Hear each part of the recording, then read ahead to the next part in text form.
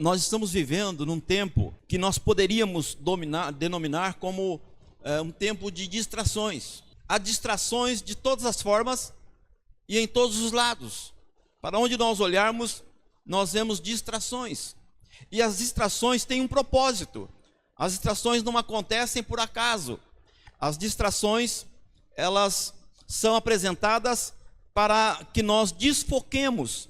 Então, quando a gente tem uma perspectiva de um foco específico, as distrações, elas nos desviam dos focos. Então, consequentemente, a gente fica vulnerável, porque a expectativa de alcançar objetivos são frustradas por causa das distrações. Então, a distração tem como propósito, ou como foco principal, nos tirar do alvo, nos desviar do caminho.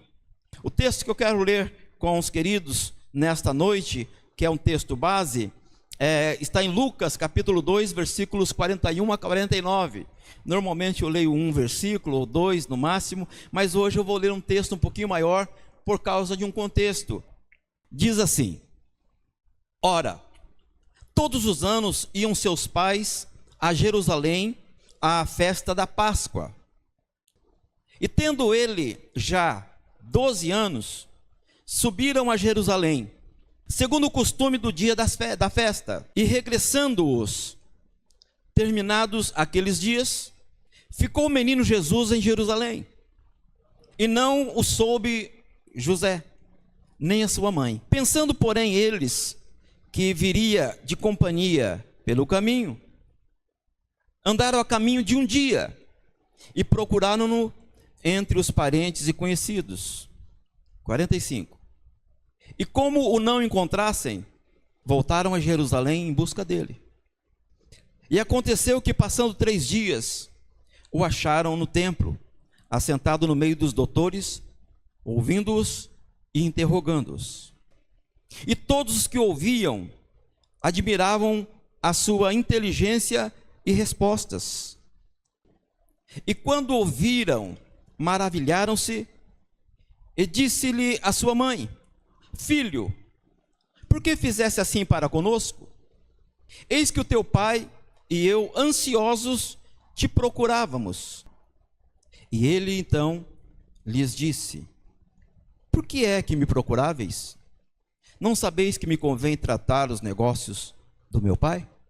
Naturalmente, meus irmãos, as situações, as dificuldades, as adversidades, os desafios, tudo aquilo que nos envolve nestes últimos dias, principalmente, tem como propósito nos desviar, nos tirar do foco, nos arrefecer, nos desanimar, criar ambiente de instabilidade, de atrito, de inconformidades e, consequentemente, nos tirar do foco. Esta é a realidade do que nós estamos vivenciando nesses dias. O salmista, ele declara no Salmo 122, versículo 1, ele diz assim: Alegrei-me quando me disseram, vamos à casa do Senhor. Veja que ir à casa do Senhor deve ser não uma atitude de obrigatoriedade, mas precisa ser um ato de prazer, de alegria, né? Um ato de consciência, de necessidade.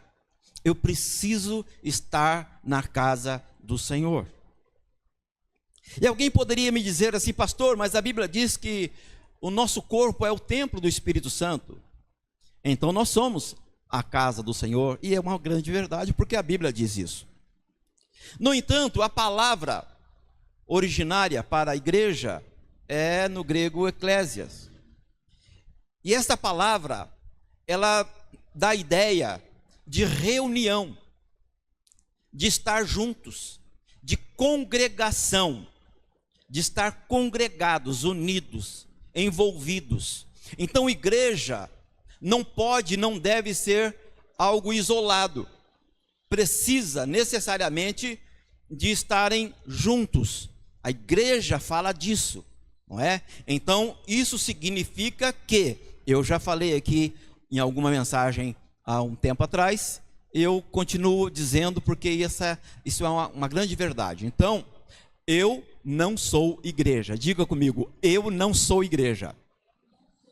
Isso, eu não sou igreja. Nós somos igreja. Tá? Nós somos igreja, repete. Isso, eu não sou igreja. Então, eu sozinho não sou igreja. Quando que há igreja? A igreja quando há reunião. E a Bíblia fala da reunião dos santos. Então, estar juntos, isso é igreja. Porque nessa reunião acontece um mover, né? Uma ação de Deus, do Espírito Santo, para crescimento, para cura, para amadurecimento, não é? E é justamente no envolvimento entre pessoas que acontece o trabalhar de Deus. Muitas vezes nós não temos noção das nossas mazelas, das nossas situações humanas e pessoais, familiares, porque nós ficamos isolados. Mas quando nós nos reunimos, não é? Quando nós nos reunimos, então um abençoa o outro, um exemplifica situações que aconteceram na vida dele como testemunho para abençoar o outro. Então é justamente nesta união ou nesta congregação que acontece o crescimento, o amadurecimento. Então justamente no tempo de congregar ou de estar juntos, há a oportunidade de expressarmos o amor uns para com os outros, por exemplo. É uma oportunidade para darmos as mãos uns aos outros. Há oportunidade de ministrar ao outro aquilo que o Espírito Santo ministrou ao nosso coração. Então, a igreja ou a reunião da igreja ou dos santos é uma oportunidade para o crescimento, para o amadurecimento, para o envolvimento do corpo de Cristo. E isso é igreja, não é? Então nós temos hoje muitas igrejas televisivas, né? Muitas igrejas que estão aí na internet e naturalmente há valores nisso, há importância nisso, estão sendo propagado palavra de Deus, ministração da palavra de Deus, não é? Isso é bom, isso é importante. No entanto, igreja não é aquilo que a gente vê na televisão. Igreja é estar juntos, é um apertar a mão do outro, um abraçar o outro. Igreja é comunhão, é contato, é estar junto, é estar próximo, é um abençoando o outro, um orando pelo outro. Isso é igreja, e isso é muito importante e fundamental no reino de Deus. E Deus espera isso de nós. Deus não quer de jeito nenhum que a gente se isole, porque o isolamento tem a tendência de enfraquecer-nos, não é? É só vocês prestar atenção, alguém que já viu uma fogueira, né? Se você tem uma fogueira com fogo muito alto, né? Aquele fogo está quente, está ardente, está queimando, né? Vários pedaços de madeira sendo queimada, mas se você pegar um pedaço de madeira daquela e tirar do meio dos outros pedaços de madeira e colocar de um lado, você vai perceber que aquela madeira vai perdendo a intensidade e consequentemente vai apagar e vai se esvair, não é? Então, estar junto é necessário, é importante e faz parte do propósito de Deus para a formação da igreja de Jesus Cristo. Amém?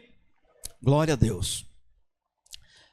Cristo, ele tinha o hábito ou o costume de ir ao templo.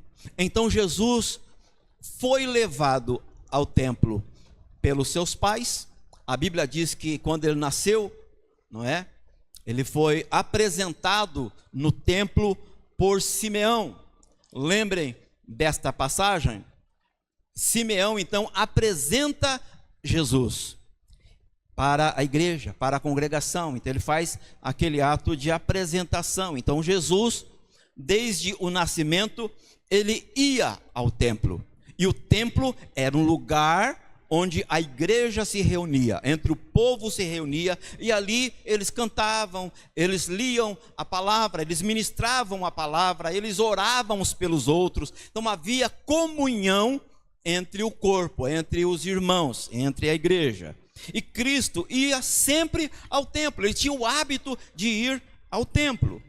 O texto que está em Lucas capítulo 4, versículo 16, diz assim: chegando a Nazaré, onde fora criado, entrou na sinagoga, ou no templo, no dia de sábado, segundo o seu costume. Diga comigo, segundo o seu costume.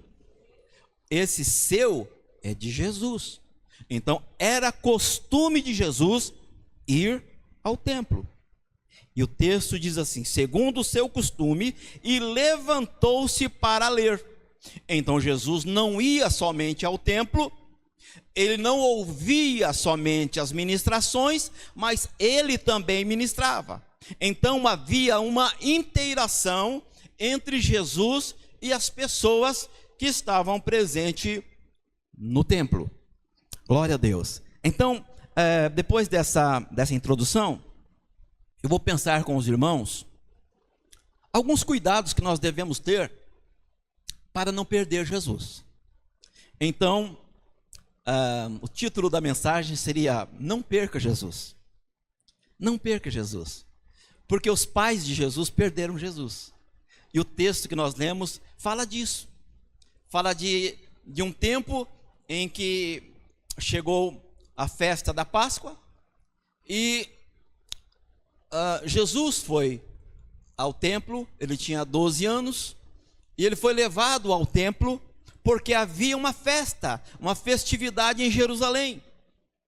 E lá ele participou dos eventos relacionados àquela festa, que era a festa que representava a libertação do povo da escravidão do Egito. Depois de 430 anos escravos no Egito, eles então foram libertos. E quando aconteceu então que o anjo da morte passou e foram exterminados todos os primeiros filhos de cada família, houve uma orientação de Deus através de Moisés para que o povo então matasse o cordeiro e espargissem o sangue do cordeiro nos umbrais da porta, porque quando o anjo passasse para matar o primogênito na família, então aquela casa onde havia o sangue do cordeiro nos umbrais da porta, o anjo não entrava naquela família e consequentemente o primogênito era poupado.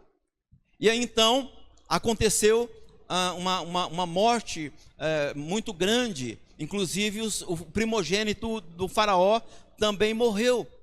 E isso então abalou a estrutura e faraó liberou o povo depois de 10 pragas que aconteceram lá.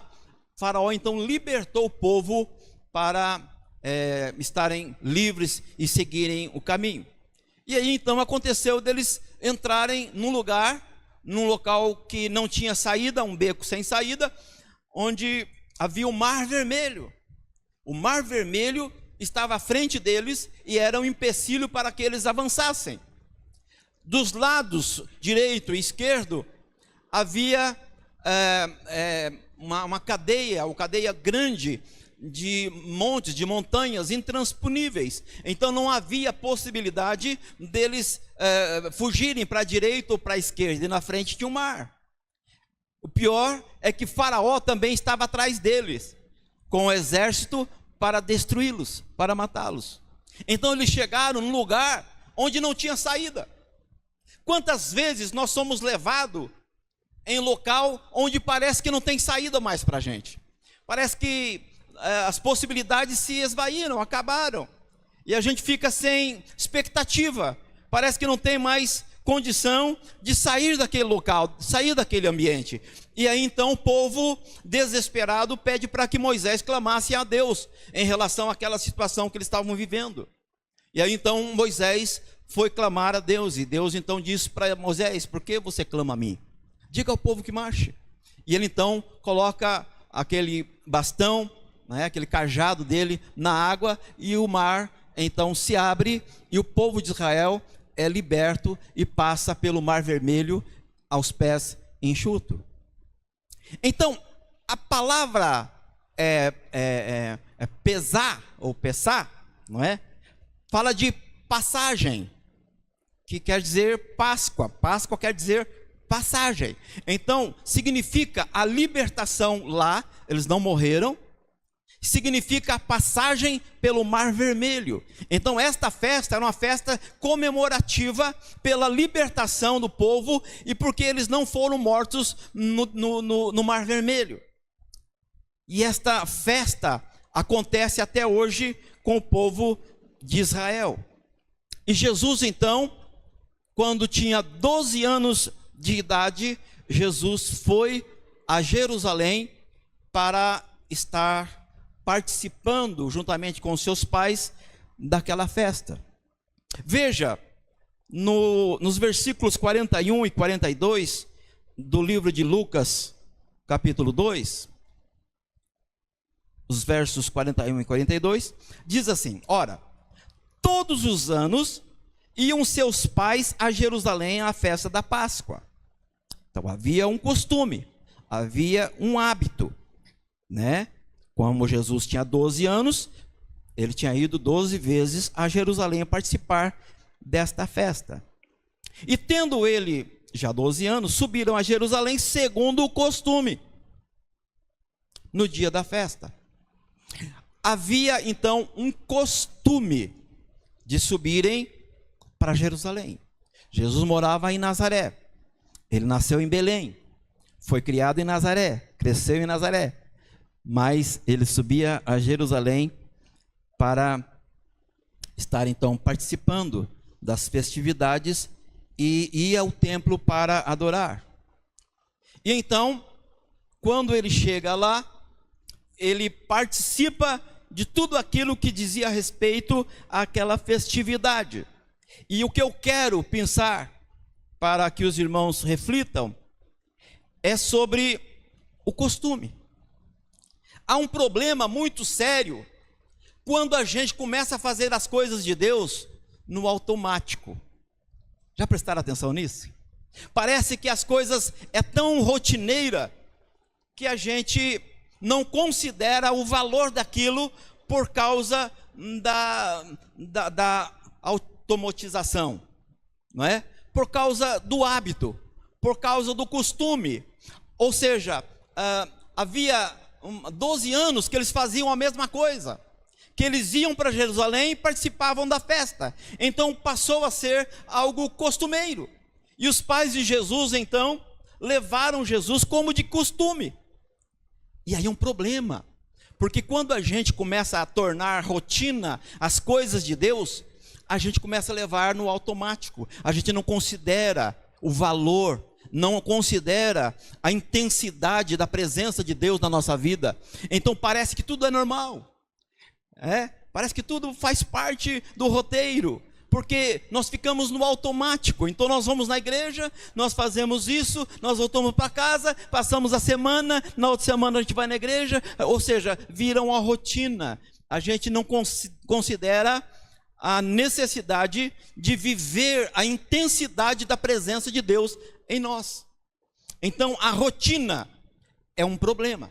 Quando a gente fica no automático, a tendência é a gente desprezar coisas importantes que a Bíblia nos orienta. A Bíblia até fala sobre pisar o favo de mel, né? Lembra que o povo de Israel, quando estava no deserto, eles reclamavam do maná que caía do céu. Gente, todos os dias Deus derrubava, ou derramava, ou fazia cair do céu pão para eles se alimentar. Era como se fosse uma semente. O maná era como se fosse uma semente. Eles pegavam aquela semente, eles moíam, faziam farinha, e da farinha fazia o pão.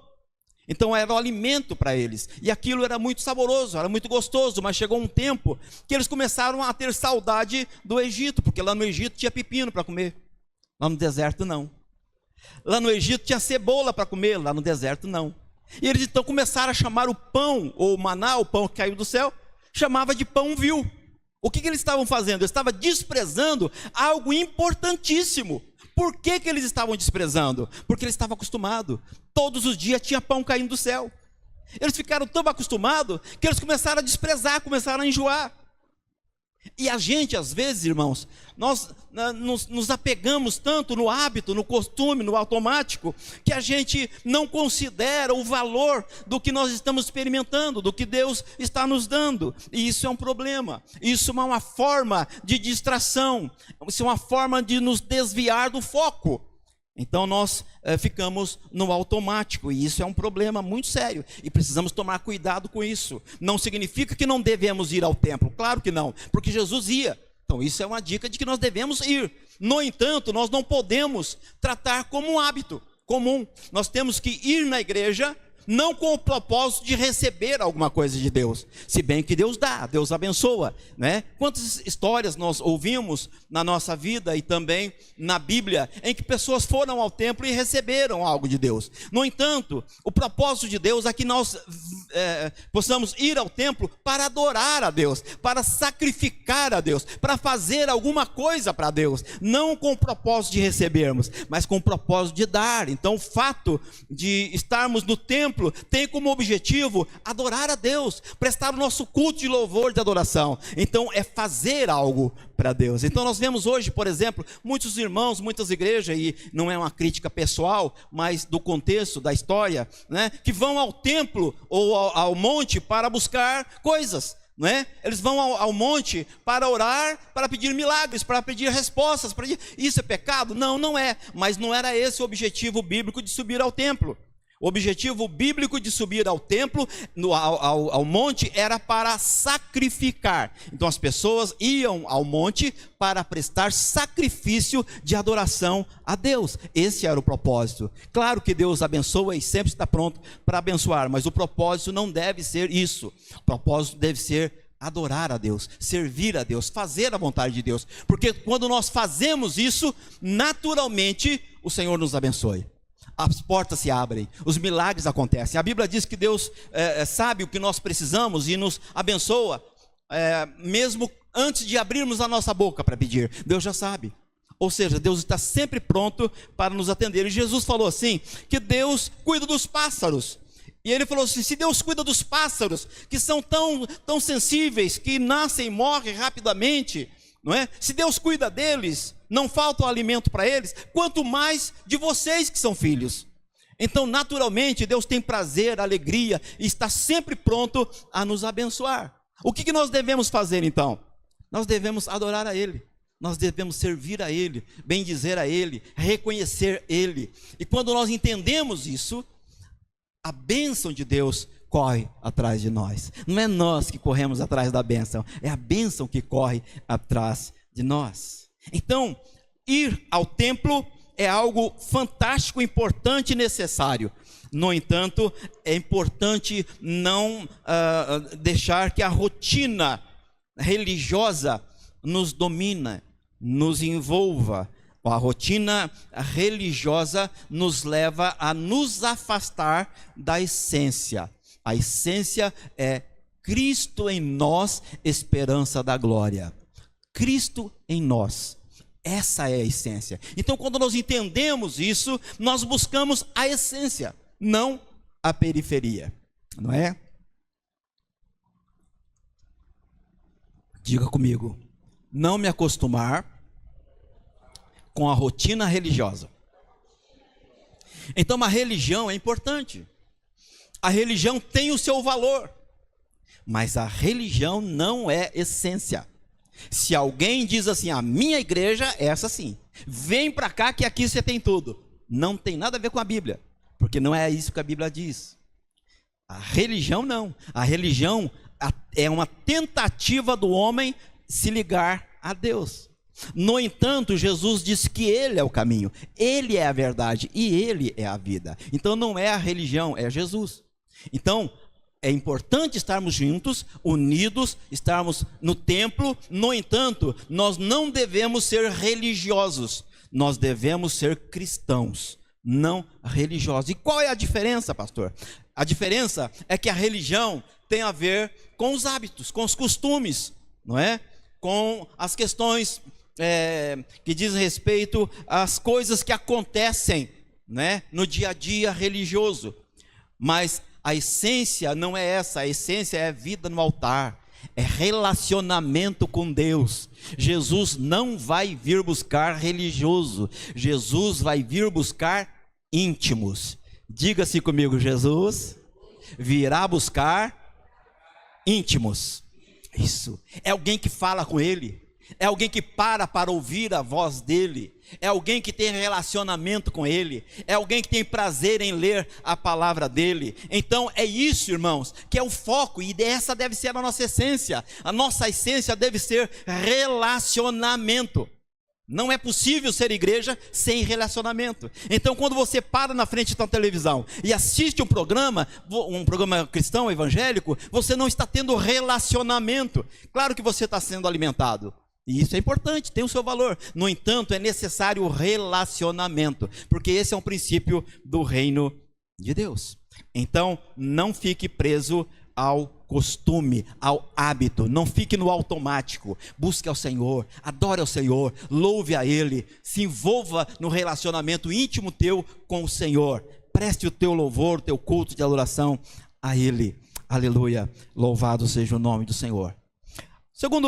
Segunda verdade que eu quero pensar com vocês em relação a essa temática de não perder Jesus, é não começar uma jornada sem Jesus.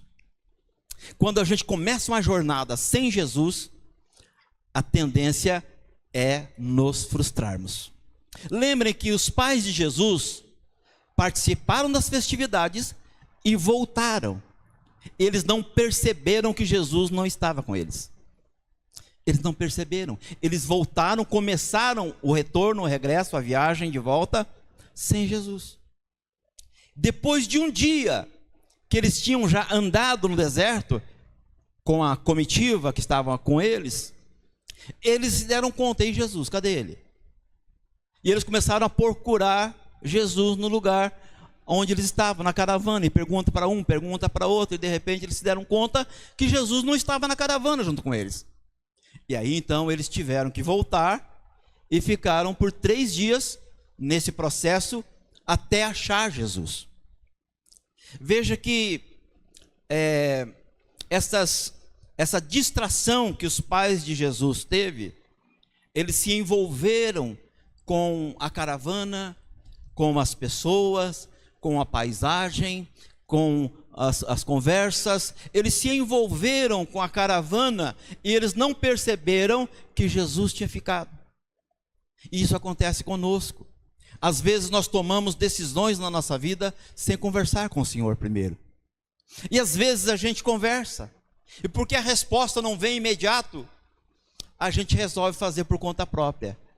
Já que não veio a resposta, então eu vou fazer. E aí a gente antecipa o processo. E aí as coisas começam a dar errado, e a gente não entende por que não está dando errado. Mas eu orei. Pois é, mas ouviu a resposta? Não é? Porque Deus tem 3 respostas, né? Deus tem 3 respostas. Preste muita atenção nisso. Deus tem 3 respostas. A primeira resposta é não. A segunda resposta é sim. Mas tem uma terceira resposta que é espera. E às vezes a gente não gosta de esperar. Entenderam? Então, quando a gente ouve a espera de Deus, porque quando Deus não fala, Ele está dizendo: espera. Se eu não estou respondendo, é porque não é o momento. Não é não, é espera. Não é sim, é espera.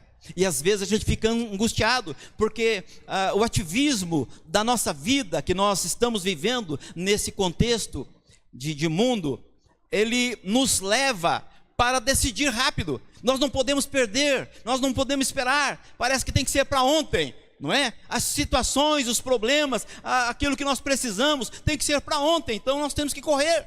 Se a gente não chegar primeiro, a gente não consegue. Então a gente tem que lutar pela vida e lutar por tudo. E a gente não entende que muitas vezes a nossa espera traz a bênção de Deus. E aquilo que é vindo da parte de Deus, no tempo de Deus, vai ter a bênção de Deus. Lembre que José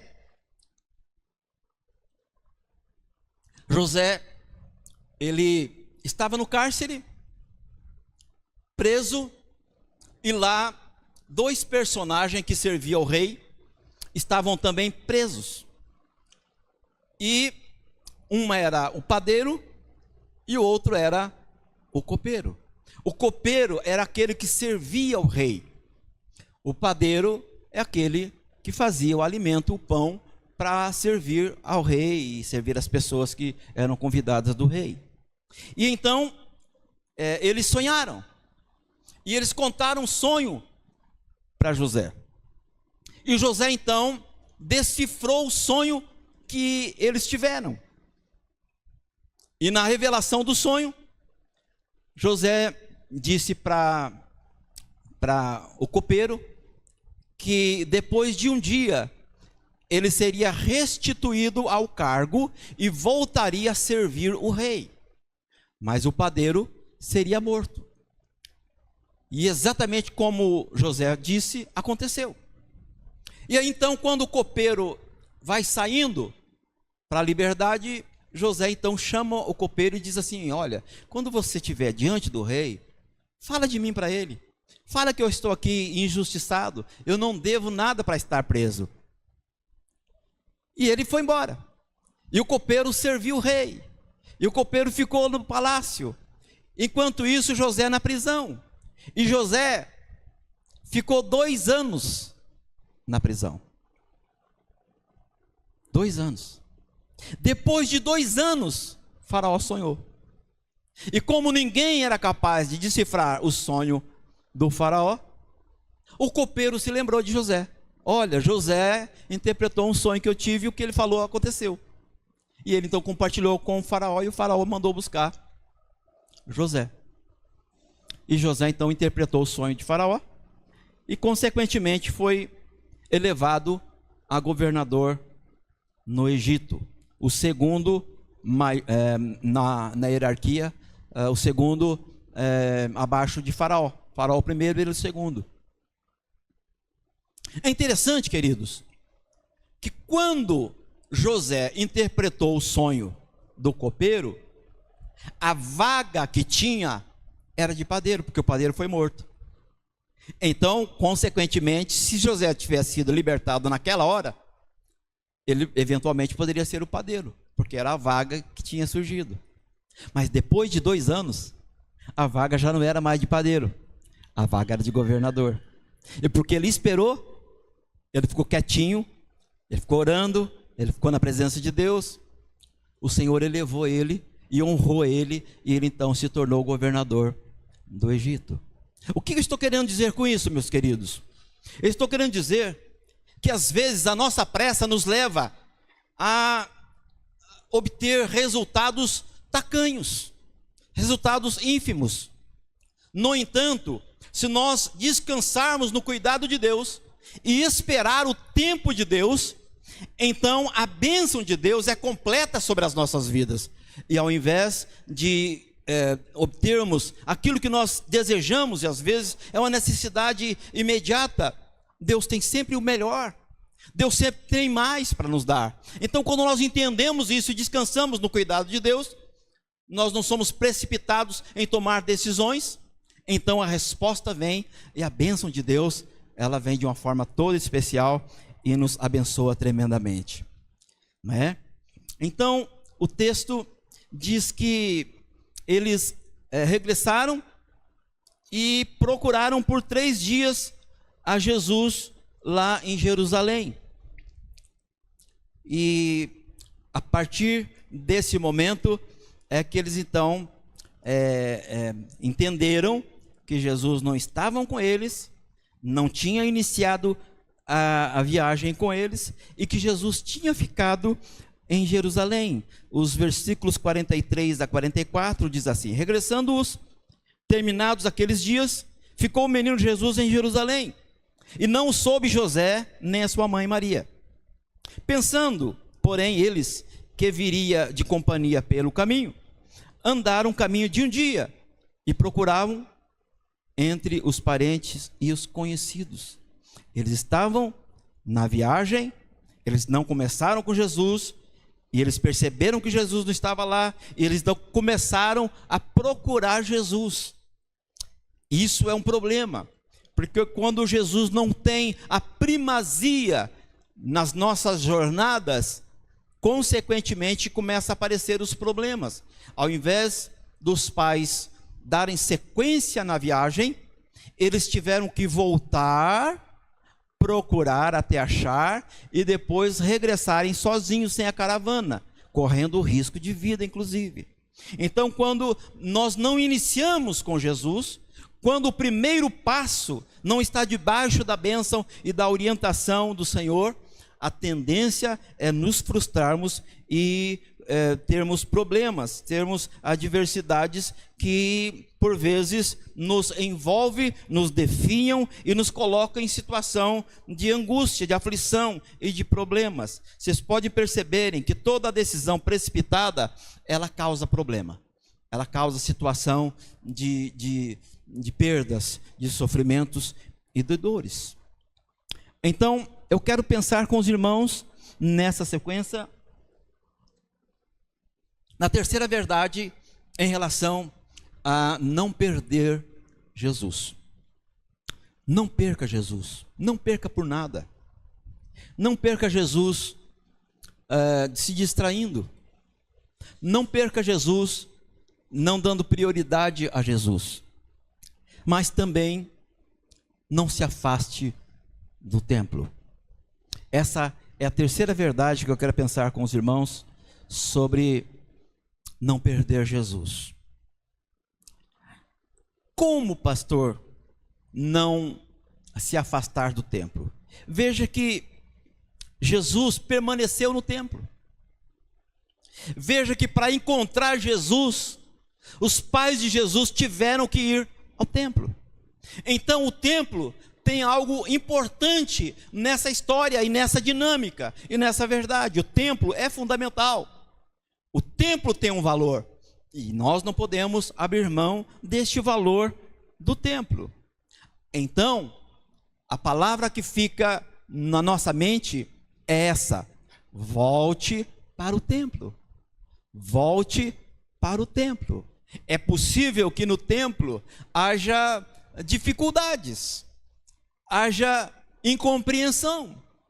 É possível que no templo haja decepções, porque no templo existem pessoas, humanos, e pessoas são diferentes umas das outras, e consequentemente, como não são idênticos, iguais, há divergências, e nas divergências, naturalmente, as pessoas se entristecem, se aborrecem, e então há alguns problemas, às vezes, de relacionamento, de falta de entendimento. Ao mesmo tempo que isso é possível acontecer no templo, e é natural que aconteça, é também uma oportunidade para perdoar, por exemplo. É uma oportunidade para amar, é uma oportunidade para entender o próximo, para abrir mão. Então, Cristo Jesus, em muitas situações, abriu mão da condição dele, do conforto dele, para que outros fossem abençoados. E ele fechou essa verdade, morrendo na cruz, no nosso lugar. Não era ele que tinha que morrer, era eu, porque o pecador era eu, era nós somos pecadores. Então, a Bíblia diz que aquele que pecar, esse morrerá. É isso que a Bíblia diz. Então o salário do pecado é a morte. Então a morte o resultado é a paga do pecado, né? A morte é a paga do pecado. O salário do pecado é a morte. No entanto, quando Jesus vem e morre em nosso lugar, ele ocupa a nossa condição. Ele se dispõe a sair da glória do Pai. Lá em Filipenses 2 fala sobre isso. Ele se esvaziou da natureza divina e nasceu como ser humano, como qualquer um de nós, e passou por tudo aquilo que nós passamos. No entanto, ele perdoou, ele amou, ele estendeu a mão, ele ajudou os necessitados, não é?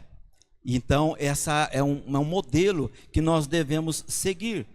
Por isso, é importante o templo, porque o templo é o lugar de crescimento, de amadurecimento, de envolvimento. É uma oportunidade que nós temos de exercer o que a Bíblia nos orienta a exercer, que é o amor, que é o perdão, né? E tantas outras coisas que a Bíblia nos orienta. Não se afaste do templo. Volte para o templo.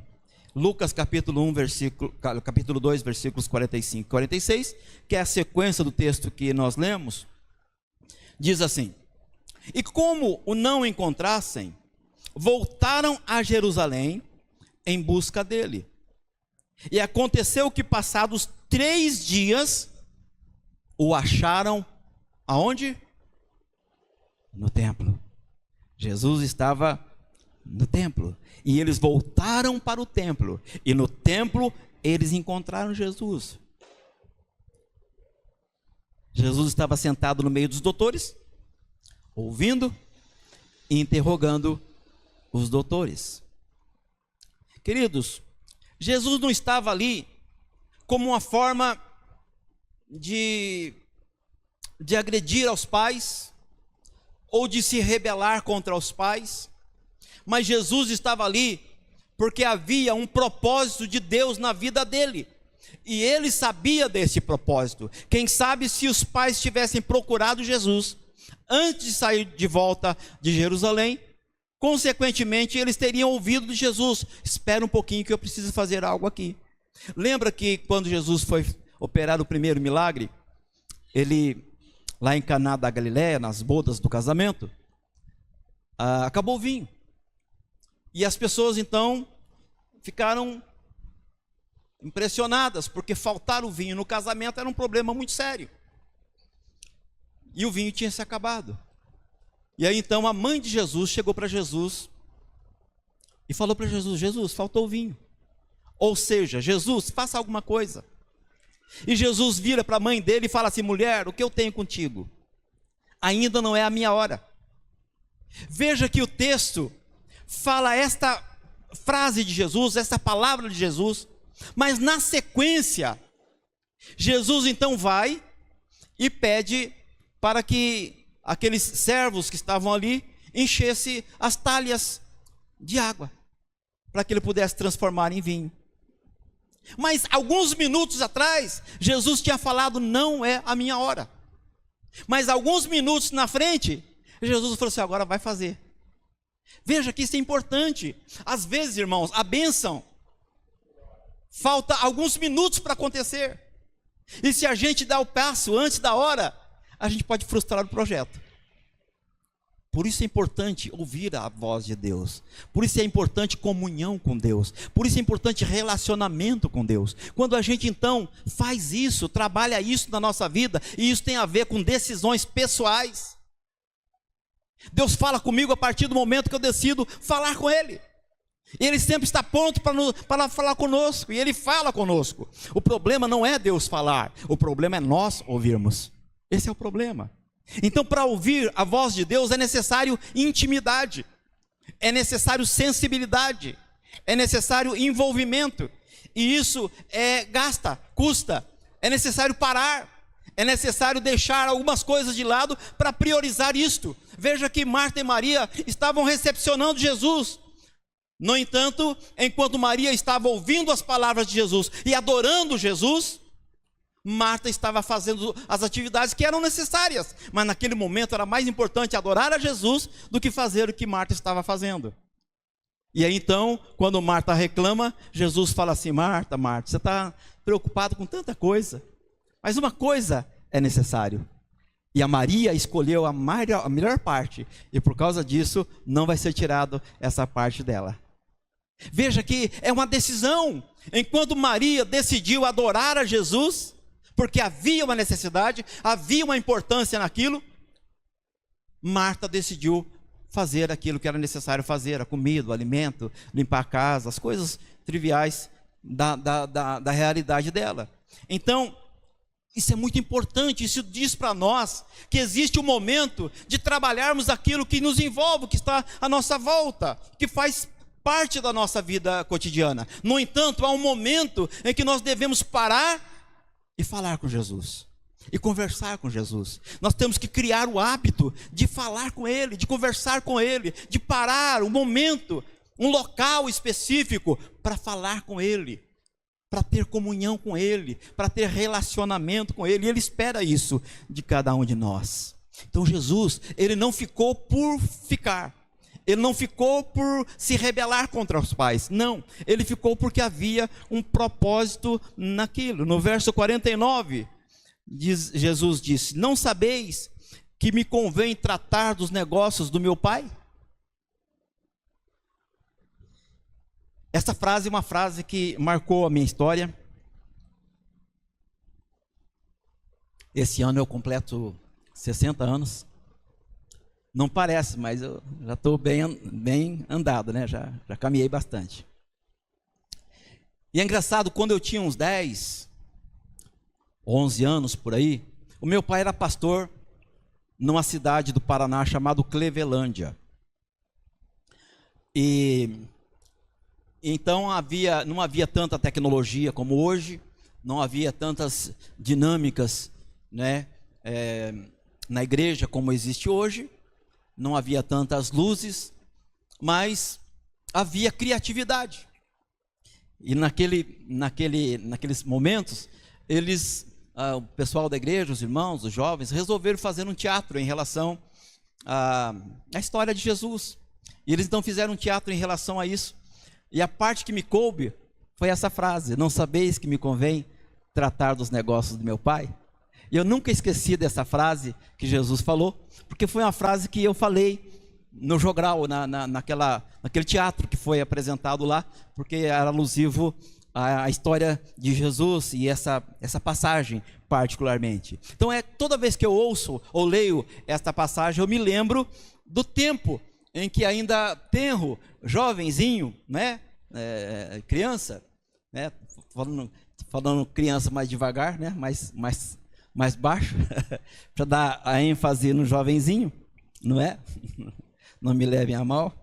Mas essa frase é uma frase importantíssima. Jesus estava falando: eu tenho um compromisso.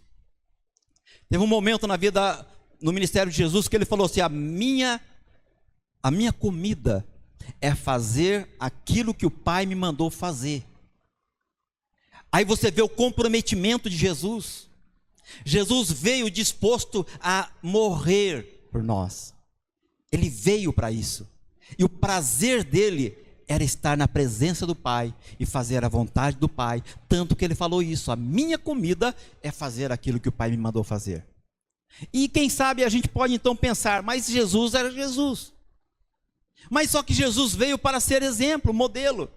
Então, se nós quisermos viver esta vida que Jesus veio nos trazer, nós temos que olhar para Ele, mirar nele, focar nele e reproduzir o que Ele fazia. Então as atitudes de Jesus devem ser as nossas atitudes. O comportamento de Jesus deve ser o nosso comportamento. E isso é muito importante e Deus espera isso de nós. Então ir ao templo é uma oportunidade de servir a Deus. É uma oportunidade de servir aos irmãos.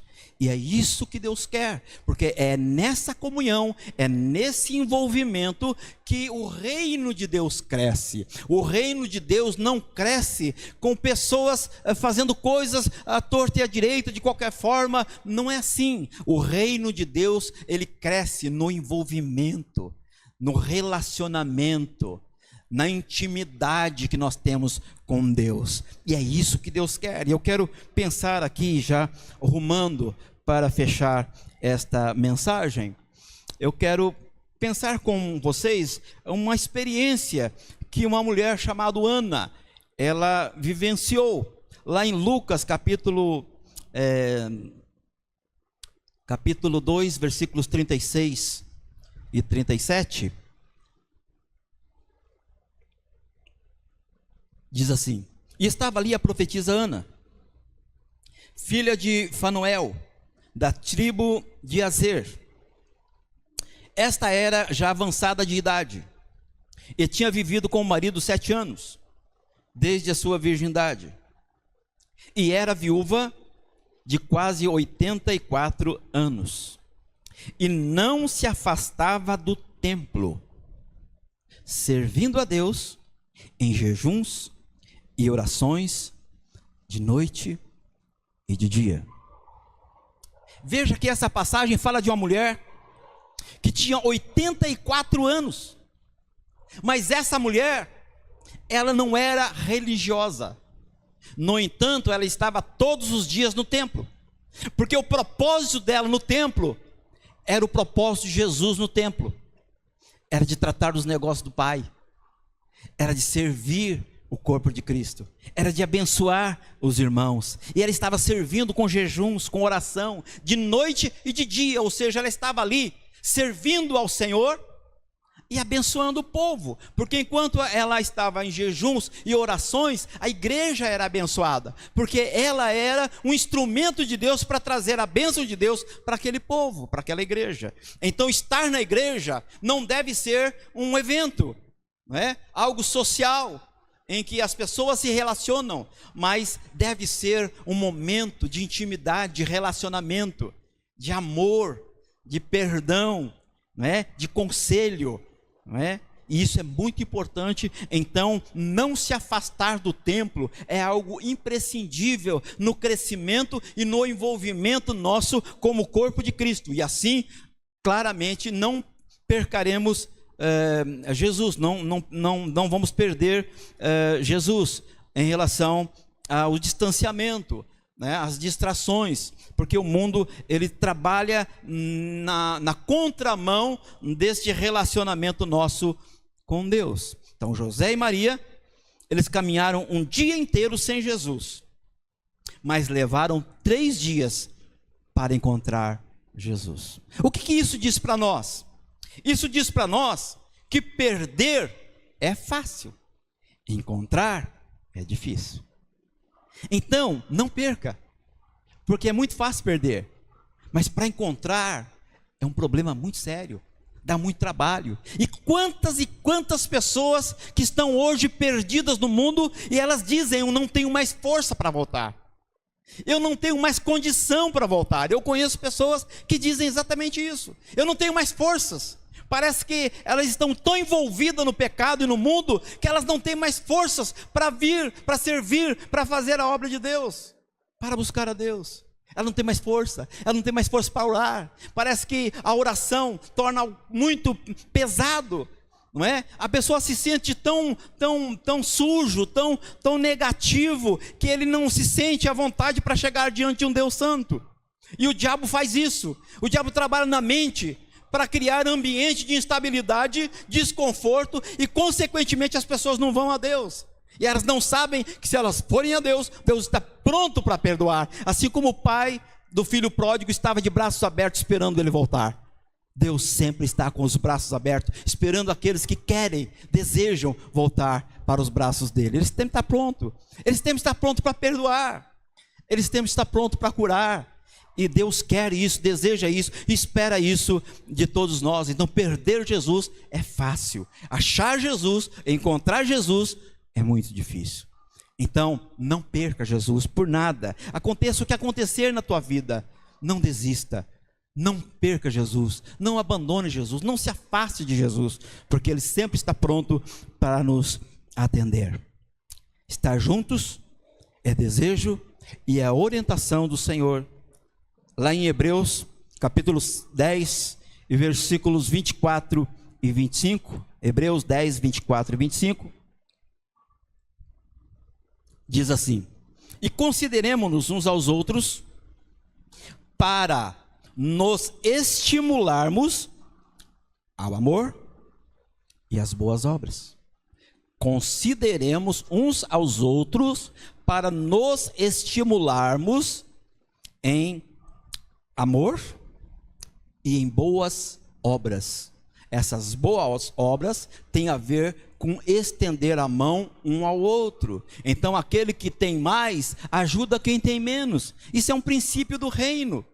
Estende a mão para o necessitado, dá ouvido para o aflito. Quantas pessoas precisam de um ouvido para ouvir o que ele tem para falar? Quantas pessoas estão em depressão profunda e que precisam de um abraço? precisa de alguém que entenda a situação que ela está vivendo. Quantas pessoas estão vivenciando isso e precisa só de um abraço? E às vezes a gente não percebe, porque não está envolvido, não está ligado, não está junto, não percebe a necessidade do próximo. E congregação tem a ver com isso, tem a ver com estar pronto para estender a mão. E é isso que o texto de Hebreus está dizendo aqui. Consideremos-nos uns aos outros para nos estimular em amor e em boas obras. Ou seja, nós devemos uns aos outros estar trabalhando isso, preocupado com isso. Se o meu irmão não estiver bem, eu não posso estar bem, porque o meu irmão é parte de mim. Isso é corpo de Cristo, não é? Se você bater algo no teu pé, no dedinho menor do pé, o corpo todo vai sentir, mas o dedinho é tão pequeno, mas o corpo todo sente, porque está ligado um ao outro. O corpo de Cristo também é, a igreja também é. Então se alguém na igreja não está bem, eu não posso estar bem. Não é justo eu estar bem se alguém da igreja não está bem.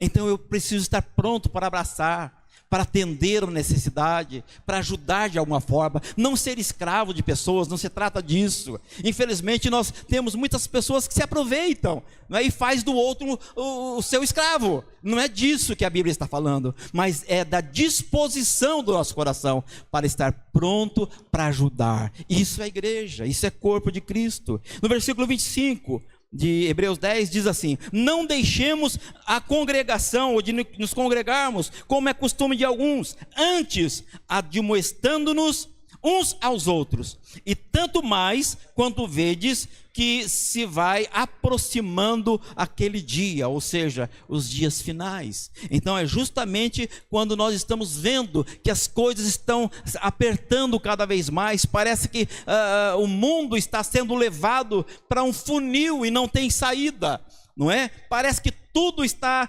negativado, parece que tudo está fora do lugar, e a gente olha para todos os lados e não vê solução. A gente olha para as questões financeiras e as coisas estão subindo a todo dia, e o salário está cada vez menor. Quando a gente olha para a política, parece que há um problema tão grave que não há solução para se trazer paz à nação, e não é só o Brasil, é o mundo todo, não é? Então a gente vê para todos os lados, as coisas estão se apertando, a natureza em fúria, não é? Quantos problemas naturais que nós estamos vendo, acidentes a todo momento acontecendo. Então isso está nos dizendo, e nós precisamos ler: os dias estão se findando, a era está se acabando, está para começar um novo tempo, uma nova história, um novo momento, e nós precisamos entender que há uma palavra de Deus para cada um de nós, e nós precisamos ficar na presença dele. A Bíblia diz que aquele que permanecer até o fim será salvo. Tem muita gente que começa bem, mas não termina, desiste no meio do caminho. É necessário terminar bem, continuar bem, permanecer na presença de Deus, e isso tem muito valor e é muito importante, e precisamos disso para a nossa vida. E eu quero ler então, para fechar esta mensagem, o último texto que eu separei para estar fechando esta mensagem. É importante estarmos juntos. 1 Coríntios, capítulo 4, e versículo 26. Diz assim: portanto, que diremos, irmãos? Quando vocês se reúnem, cada um de vocês tem um salmo, uma palavra de instrução, tem uma revelação, uma palavra em uma língua, ou a interpretação daquela língua ou daquela palavra. Tudo, porém, seja feito para a edificação da igreja. Amém? Edificação. Se o que eu estou fazendo não está identificando, provavelmente eu não estou fazendo da forma certa, no tempo certo, não é? Provavelmente eu não estou na direção do Espírito Santo, porque quando eu estou na direção do Espírito Santo, aquilo que eu falo ou que eu faça vai reproduzir bênção, vai trazer bênção, vai trazer livramento, vai trazer fortalecimento, vai trazer renovo. A Bíblia diz que a palavra de Deus se renova a cada manhã.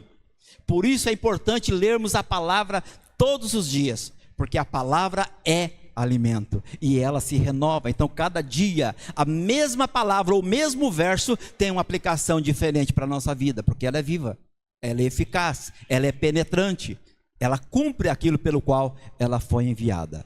Amém, meus queridos? Que a bênção do Senhor seja sobre as nossas vidas e que possamos, dentro dessa consciência, estarmos linkados uns aos outros. Não é possível ter comunhão com Deus quando eu não tenho comunhão com o corpo de Cristo. Eu preciso estar em comunhão com o corpo de Cristo para estar em comunhão com Deus, porque a comunhão com o corpo de Cristo está dizendo que estamos em comunhão com Deus. Não é possível amarmos a quem não vemos se não amamos quem nós vemos. Então, quando nós amamos quem nós vemos, é mais fácil amar quem nós não vemos. E Deus espera isso de nós. Nós precisamos, então, estar sempre prontos para amar uns aos outros. No domingo passado eu preguei aqui sobre o amor de Deus, não é? A Bíblia diz, lá em 1 João capítulo 4, que Deus é amor. Deus não ama, Ele é amor. Ou seja, a essência de Deus é o amor. Então o amor tem que prevalecer no seio da igreja. A igreja tem que viver o amor. E o amor não são sentimentos, o amor não são palavras, mas o amor são atitudes, porque a Bíblia diz que Deus prova o seu amor para conosco em ter dado Cristo na cruz para morrer em nosso lugar. Então, o amor, ele é um ato, uma atitude, é algo que a gente faz, pratica, não é só um sentimento ou palavras. Claro que isso faz parte e é importante, tem o seu valor, mas amor tem a ver com atitude. O primeiro texto que eu li aqui, de João 3,16, diz que Deus amou o mundo de tal maneira que deu o seu Filho. Então o amor foi demonstrado através de uma atitude, Deus deu. E é assim que nós devemos amar. Temos também que amar fazendo algo, né? Doando de alguma forma. Quem sabe um ombro amigo, quem sabe um ouvido para ouvir, quem sabe uma ajuda em algo que a pessoa precisa, quem sabe um conselho, não é? Mas estar juntos. Tem tanta gente que está sozinho, que precisa de alguém para estar do lado dele. E é tão barato, não tem tanto valor isso, né? Às vezes a gente perde tempo com tantas bobagens, tantas coisas, pensando em coisas vãs, negativas, que não levam a nada, e deixamos de ouvir alguém que precisa de ser ouvida.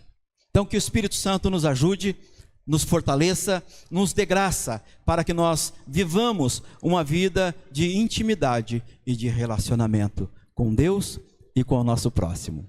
Amém? Vamos colocar em pé.